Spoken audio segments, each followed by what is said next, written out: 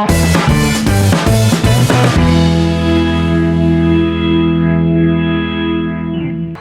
students, welcome back to our channel, and here we are again with a new video, and today we are going to study the English main course book of standard 7th, and the chapter which we are going to study is chapter number 2.2, that is Around the World in 80 Days. So this story is written by Jules Verne.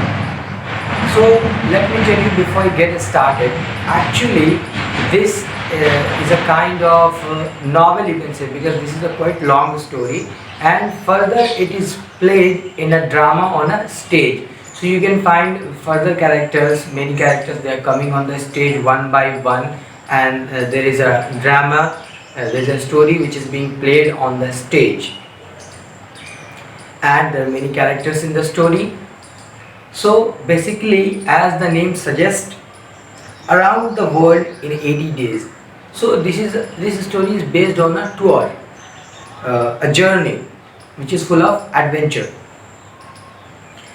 And before I get started, I will tell you what is written at the top of the page, that is the description of the story. Jules Verne was a French writer. So the writer who wrote this story is basically from France, who wrote many books on adventure, travel, exploration and science fiction. So this writer basically writes about adventure, travel, exploration and science fiction.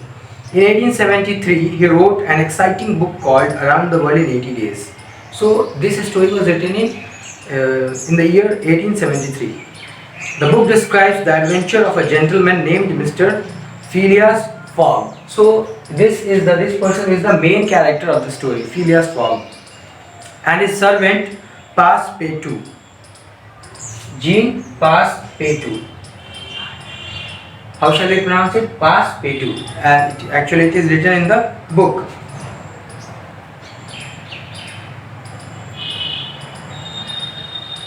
Who set off on a journey around the world because Fogg placed a bet with his friends that he could do it in 80 days. So in 1873, people considered it to be impossible to cover the whole globe in just 80 days, because there were not so much planes and not so much means of transport. But still, Mr. Phileas Fogg placed a bet with his friends that I could complete it in 80 days, and if I do so, I'll win some amount. So what is the amount and what is all the term and condition and what is the journey is all about, we'll find out in the story.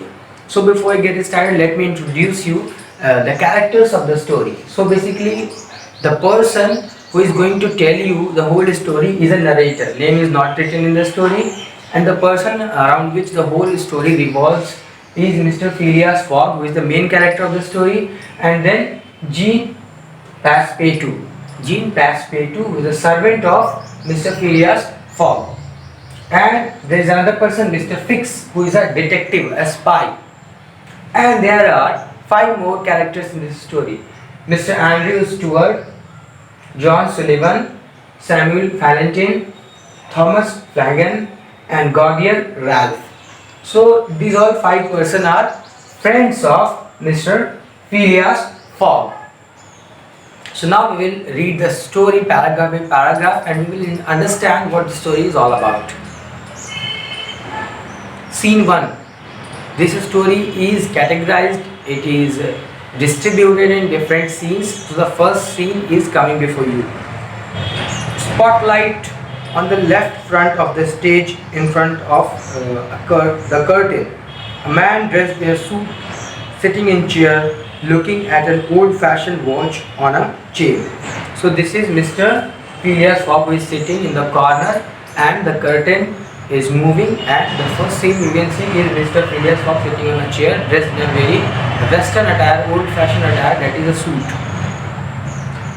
Narrator. Now narrator is saying, Mr. Phileas Fogg was an English gentleman who lived by himself in Savile Row in London. So Mr. Phileas Fogg lives in London. Where in London? Savile Row is the place.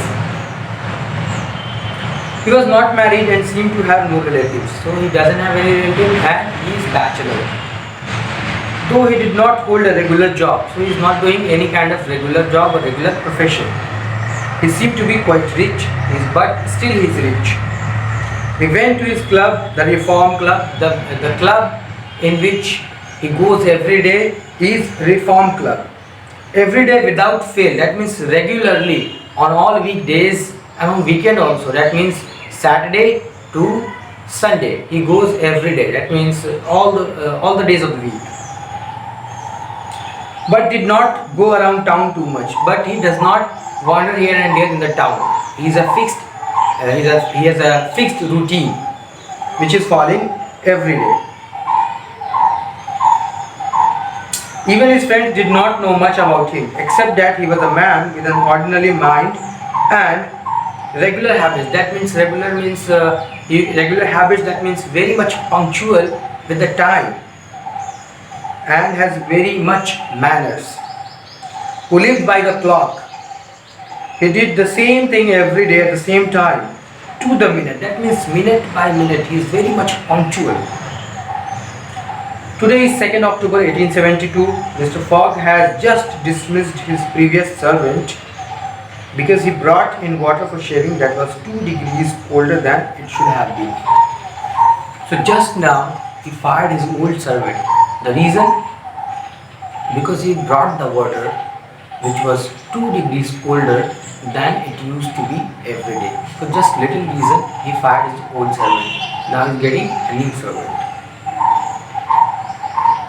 A man enters from the left and approaches Mr. Fogg. So now Mr. Jean Passepartout is coming.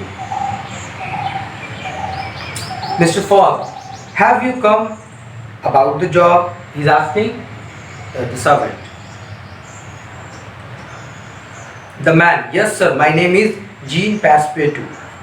Mr. Fogg, well, I hope you can stick to time. I get up every morning at 8 o'clock. I want my tea and toast at exactly 23 minutes past 8. So in this paragraph, in these lines, you will read how punctual he is by the clock. You shall bring in my shaving water at 37 minutes past 9 at 84 degrees Fahrenheit. He is also telling what temperature should be of the water you bring for the shaving. I have my bath and dress at 20 to 10. I leave the house exactly at 11:30 for the Reform Club. I have my meals at the club and come back home at midnight. This is my invariable routine every day. I will tolerate no change or delay in anything. What is the time now? Passepartout, it is 22 minutes past 11.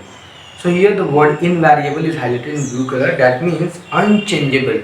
So he says, I do not tolerate any kind of delay even for a minute.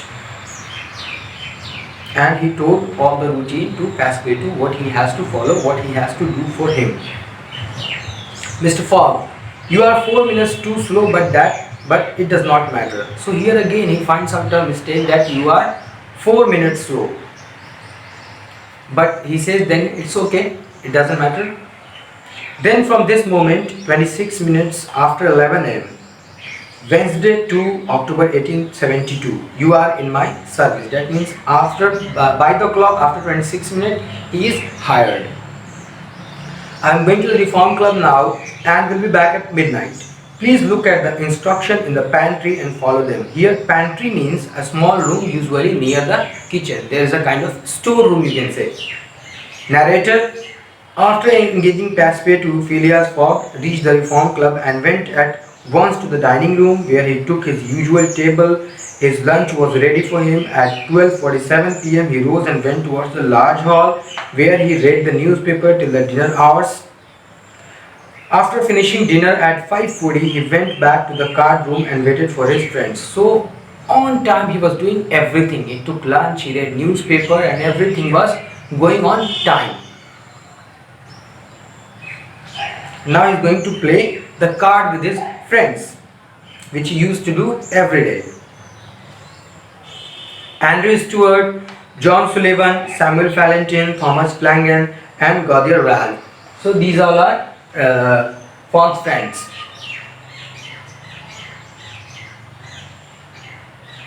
To join him at 6:10 p.m. The time is also defined to play the cards.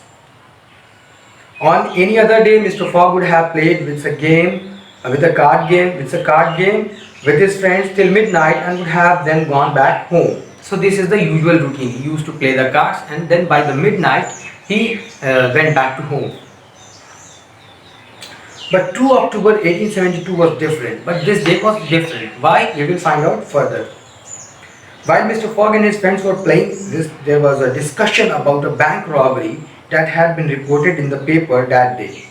So there was a bank robbery which took place and the report was published in the newspaper. 55,000 pounds, pound is the currency of Britain.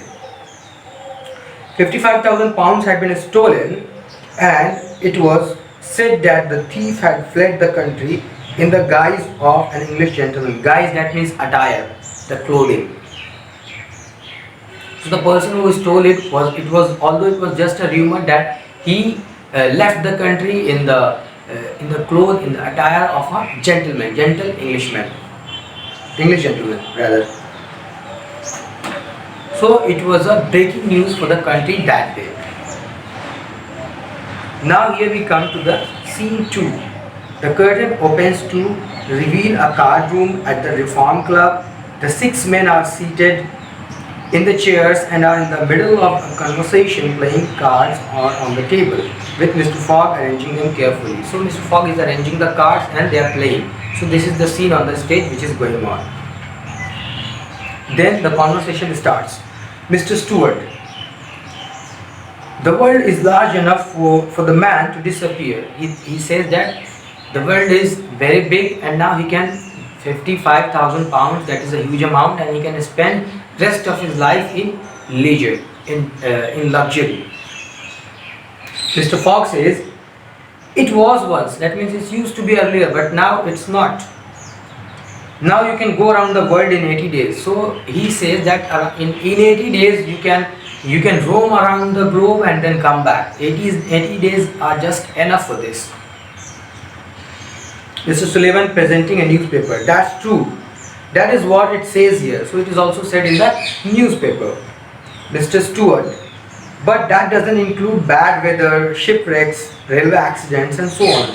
So now he says, Mr. Stewart says, that there are some challenges also which you are not considering, that are shipwrecks when the ship is troubled, it is trapped in a storm, in a sea storm, that is called shipwreck, or it is having some kind of trouble, mechanical problem, that is called also shipwreck, railway accident also, bad weathers also. I am willing, now Mr. Stewart says further, I am willing to bet 2,000 pounds that it cannot be done, all included. I would like to see you do it in 80 days. So he placed a bet that if you roam around the world in just 80 days, I'll pay you 2,000 pounds. Mr. Fogg says, I'll bet 20,000 pounds against anyone who wishes. So he says, from 2,000 to 20,000, I'll bet 20,000. That I'll make the tour of the world in 80 days or less. Do you accept? So he says, in 80 days I'll come back here, but if I come on time, you'll have to pay me 20,000, and if I fail to do so, I will pay you 20,000 pounds. All the 5 friends consult briefly, and then all 5 together speak, we accept. So they agreed upon the condition. Mr. Fogg writing out a check. So he wrote a check. Good, the train leaves for Dover. Dover is a place. At 8:45 p.m. I'll take it. As today is Wednesday, 2nd October, I shall be due here on Saturday, 21st December at 8:45 p.m. or else this check of 20,000 pounds will belong to you, gentlemen. So he said, after 80 days, the date will be 21st December. I'll return by then, by 8 p.m. And if I don't do so, if I fail to do so, I'll lose 20,000 pounds and you will have it. The curtain is drawn, narrator speaks as Mr. Fogg and Passepartout the action of the narration, meeting, speaking, packing and leaving in front of the curtain left the stage. So this is called an act which has no sound. So they are acting like they are talking and they are discussing, they are having so much conversation or they are doing something on the stage, but the sound is muted. Narrator, Saying this, Mr. Fogg hurried back home. It was 7:25 p.m. by his watch. On reaching home, Mr. Fogg informed Passepartout that they would leave home in 10 minutes. He ordered him to pack a carpet bag by 8 p.m. The packing was done, and the men left for the station at 8:40 p.m. So as soon as he reached home, he told his servant that we are leaving home and I'll give you 10 minutes. You have to pack all the bag and baggage, and we will leave the house in 10 minutes. And at 8:40 p.m. they are seated in the first class carriage to Paris. So now first they are going to Paris and they are seated in the first class in a train. And 5 minutes later the train slowly glided out of the station. That means the train departed.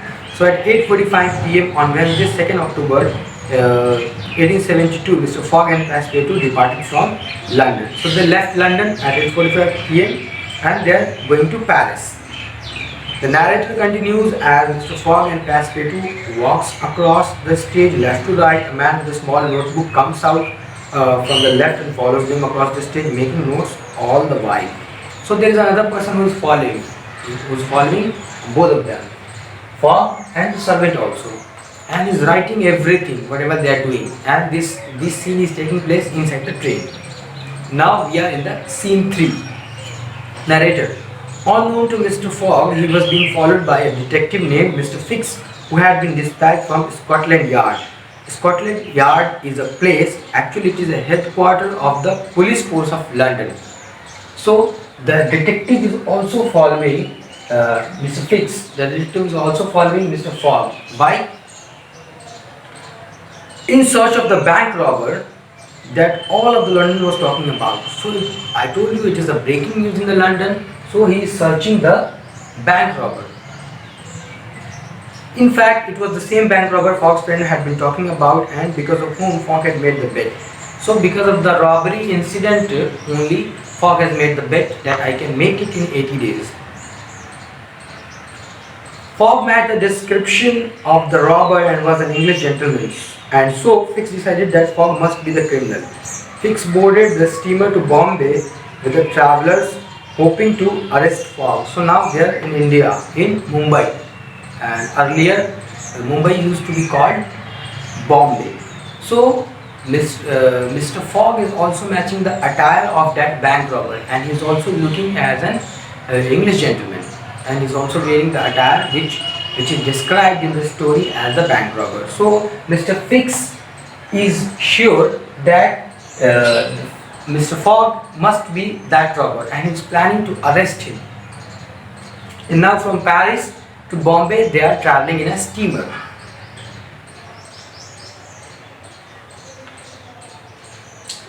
Mr. Phileas Fogg and Passepartout had many adventures in their journey around the world, though did not stay anywhere for very long. So they are all the way they are travelling and they are not staying for too long.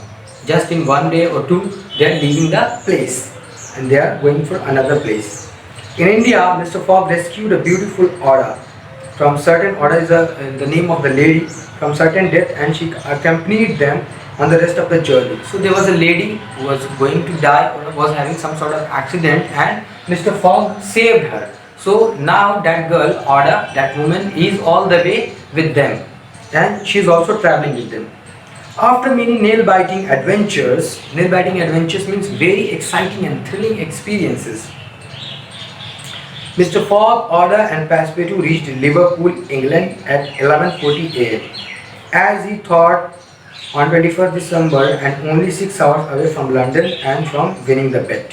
So all the way they have travelled the globe, and now they are returning back to London.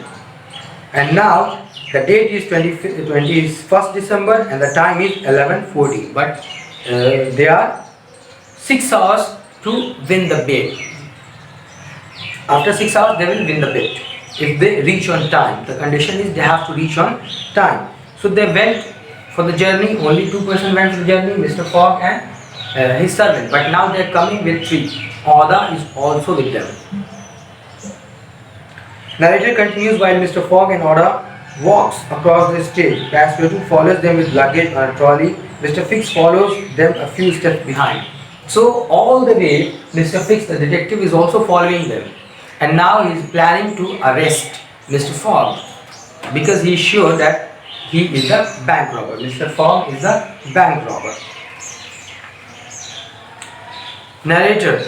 All this time Mr. Fix was also following Mr. Fogg. He was waiting to get onto British soil to arrest Mr. Fogg and did so in Liverpool. So he was waiting that as soon as he reaches the land, the reaches in Britain, I will arrest him.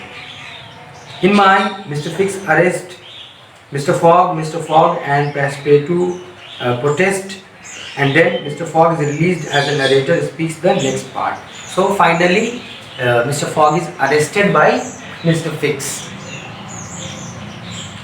Poor Mr. Fogg was put into jail and his hope of winning the bet came crashing down. So now he is in the jail and he thought, now I lost the bet because I am late. Although he reached early, but he was put into jail. That's why he was thinking that I lost the bet. By the time everyone realized that Mr. Fogg was not the bank robber, it seemed too late. But finally, when people realized, the police and detective, all the people, they realized that Mr. Fogg is not that person, it was too late to win the bet. Mr. Fogg and Oda standing right stage looking very sad and dejected. So they were very sad because they lost 20,000. I would say yes, 20,000 pounds, and it is a huge sum that time in 1872. Mr. Fogg, I'm so sorry, it is now too late to reach the club in time to win the bet. I'm a poor man, Oda, but I welcome you to my house. So Mr. Fogg kept Oda in his house and he said, though I lost the bet, I don't have anything, I'm a poor man now, but still I welcome you in my house and you can stay here as long as you can, as you want. Passepartout rushing up to Mr. Fogg. Mr. Fogg, we must hurry. So now the servant is rushing towards Mr. Fogg and said, we must hurry, we have to go somewhere. There, Mr. Fogg, what is the matter? Passepartout, I have just found out today is Saturday. So they have to reach London by Sunday, but today is Saturday. Mr. Fogg, Saturday? Impossible. He doesn't believe. How can it be possible? Passepartout, yes, you have made a mistake of one day. We had arrived 24 hours ahead of time. That means they have reached London 24 hours earlier. But there are only 10 minutes left now. We must rush to the club. But there are only 10 minutes left to reach the club. Until the time will reach, the time will cross the threshold and they will lose the bet. But they have 10 minutes in hand to reach the club and to claim the bet. Passepartout then seized his master's hand. All three rushed out of the stage on the right. So now they all are rushing towards the club. Now scene 4. Curtain open to show the card room at the Reform Club. It is 8:20 p.m. on 21st December 1872. There are 4 gentlemen standing near the card table. These are the men who made the bet with Mr. Fogg. They are bankers, John Sullivan and Samuel Fallopian, Andrew Stuart. So these 3 people, John Sullivan, Samuel Fallopian and Andrew Stuart, they are bankers. And Gaudier Ralph is an engineer.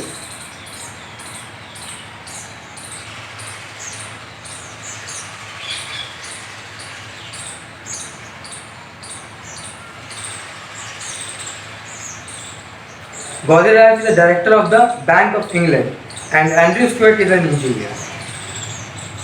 All of them are looking at the clock which shows 20 minutes past 8. One man enters the room briskly.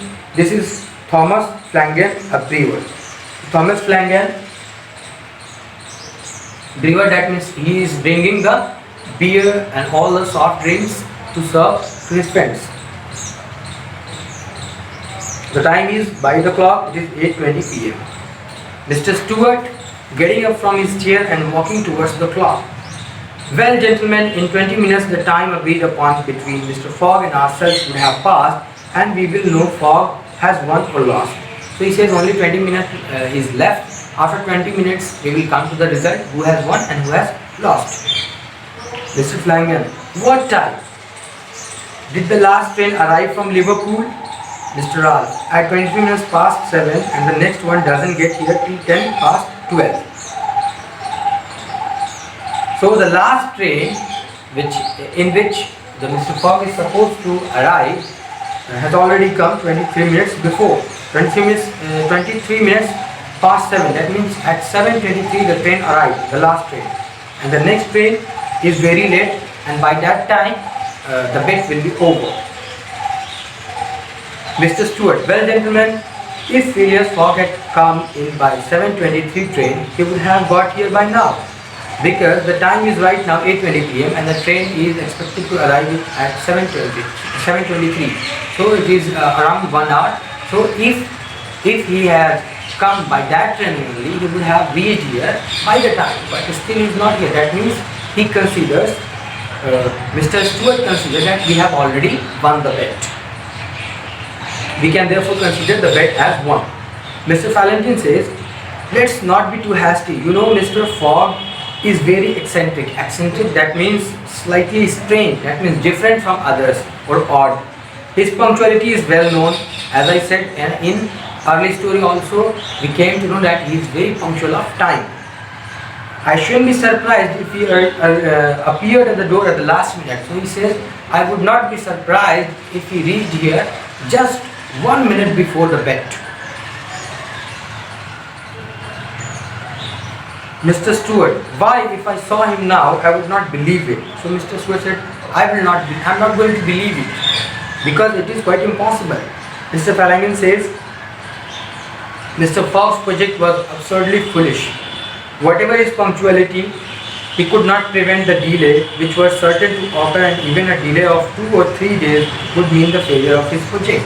So he says that even if he is late by 2 or 3 days, we will consider it that he lost the bet and we won it. Mr. Sullivan, we have received no news of him at all.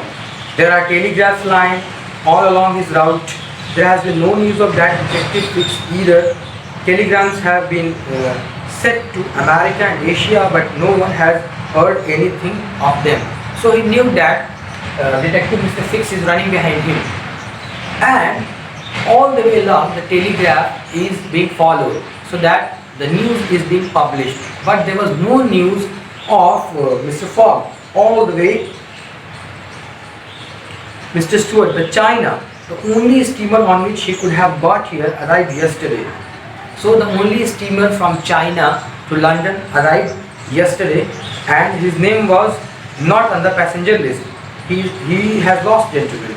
Look up at the clock. Only 5 minutes more. So only 5 minutes is left, and all the perceptions were made by these 5 people that Mr. Fogg has lost the bet.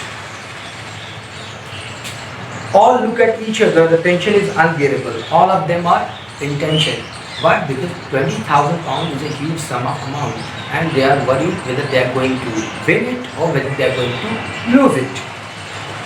Mr. Flanagan says, in an attempt to break the tension, to divert the mind and to break the tension, shall we play a rubber while we wait? Rubber is a kind of card game. So he suggested we should play a game till the time is over and we will reach the conclusion. All silently agree as the cards are shuffled. All their eyes are on the clock, which ticks away loudly in the absolute silence. So there is no sound, no conversation. Everyone is playing the card, but the mind is at the clock. And there is so much silence that the tickling of the clock can be heard very loudly from inside the club or inside the room in which they are playing.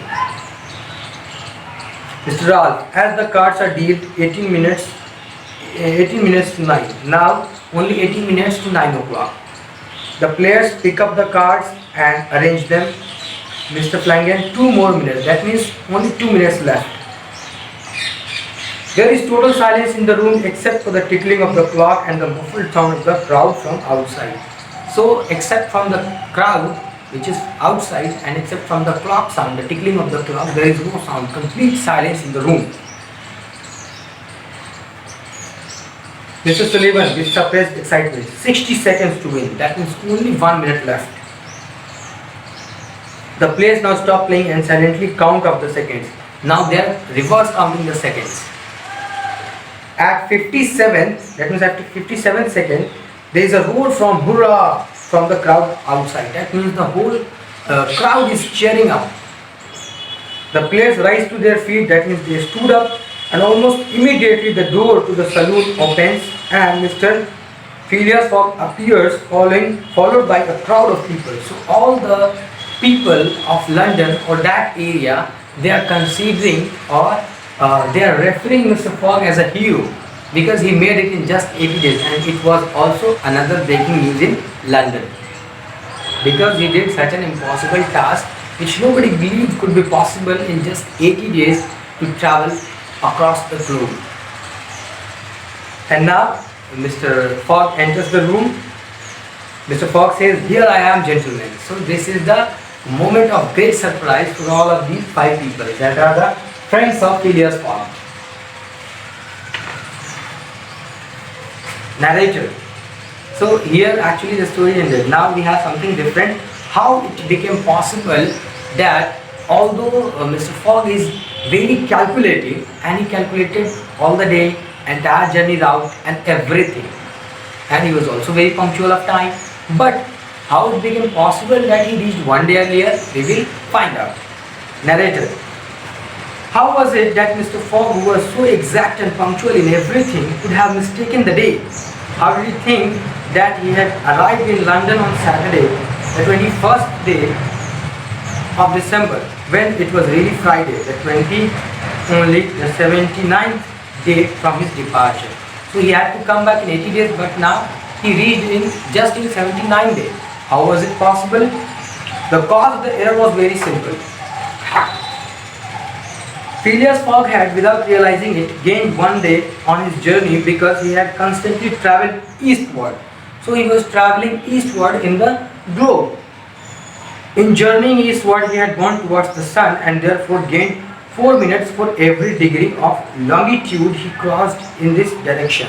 So here I am taking back you to the geography. If you have seen the globe, you can find out there are different time zones. In India, it is GMT plus 5:30.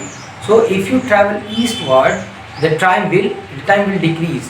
That means from 5:30 you will reach 5 o'clock, you will reach then further. If you travel further, you will reach 4:30, then 4, and then so on. There are 360 degrees on the circumference of the earth. So the circumference of the earth is considered to be 360 degrees. And these 360 degrees multiplied by 4 minutes give precisely 24 hours. That is one day. Phileas Fogg had completed the journey around the world in 80 days and had won his bet of 20,000 pounds. So here it is explained by traveling eastward and the longitude of each degree is getting 4 minutes extra. That means, let me explain you by sketch. Suppose this is the globe or this is the earth.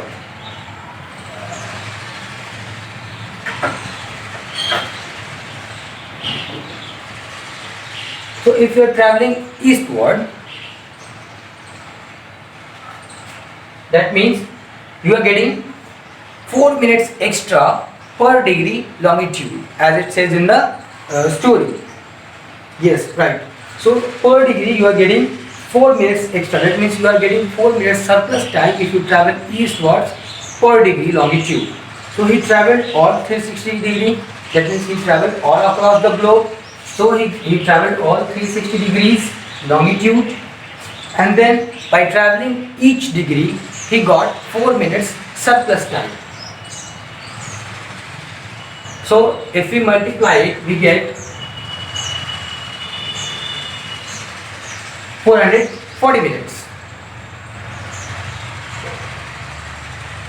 And these 440 minutes, this is the degrees and this is the minutes.